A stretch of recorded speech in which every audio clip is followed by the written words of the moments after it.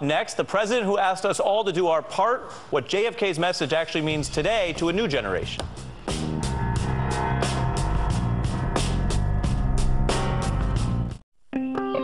Ask not what your country can do for you. Ask what you can do for your country. Perhaps the most powerful words President Kennedy ever spoke. But 50 years after his assassination, it seems many in Washington and the broader American public have forgotten. Attorney Scott Reich is author of The Power of Citizenship, Why John F. Kennedy Matters to the New Generation. He says one of JFK's greatest legacies is his emphasis on citizenship.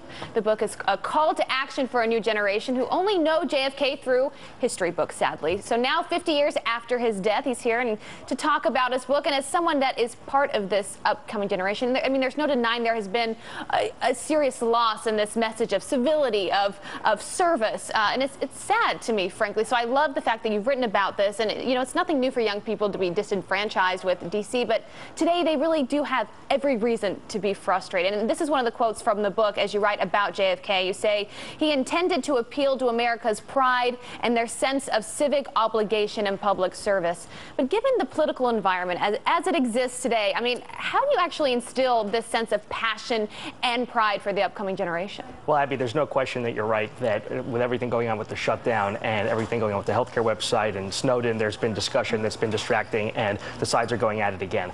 I think that JFK offers us this vision for what America ought to look like on a local level, and that means advancing this notion of citizenship. We belong to a community. We have related ideas. We have a shared future, and we need to work together. And so I think the message really is localizing this ask not what your country can do for you to something like ask not what your town can do for you, ask what you can do for your school, for your family and friends. And it's starting on a local level, and it's taking the values and saying, you know what, we're on the same team. Yeah, you know, Scott, you write in the book that Kennedy actually shifted the culture. And you say not just on citizenship, but on artistic endeavors, on a sense of excellence, and that ultimately redounded to our benefit, Peace Corps, and a sense of rewarding heroism. What do you mean by that?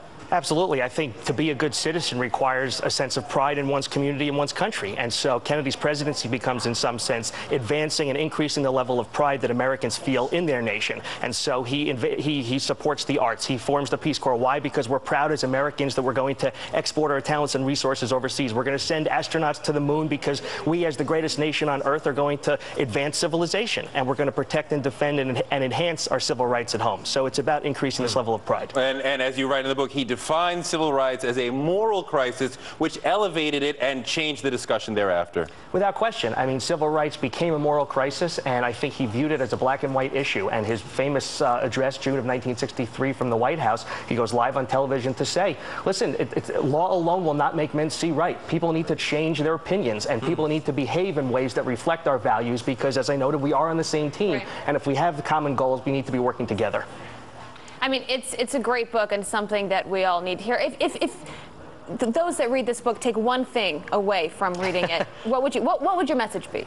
Well, I think it's time that millennials say, you know what, we can put aside the differences that our leaders have. I think, as JFK said in his inaugural address, we need to embrace this notion that the torch has been passed to a new generation, and we need new leaders. We need people without the old hates and rivalries to pick up this torch and say, you know what, I don't care about the old arguments. I'm going to make a difference. That could mean running for office. It could be doing something as simple as getting involved in a local charity or helping an elderly neighbor with the groceries. It's about being a good citizen. I think our lawmakers need to hear this message more than anyone else Certain today. of our lawmakers. I mean, surely it's the Republican Party that is not asking what they could do for their country. Thank you, Tori, for that. You're welcome. It's so great to have you there, Harry. Great message, great book. Thank you. We appreciate you joining us. Great to be here. Good luck with the book. All right, we asked our Facebook fans if they think JFK's inaugural message is still as powerful now as it was when he delivered it back in 1961. Patricia Williamson says our kids need to learn and be role models for taking careful interest and involvement in our country. Make sure you like us on Facebook so you can join in, and be sure that you head to the new MSNBC.com homepage.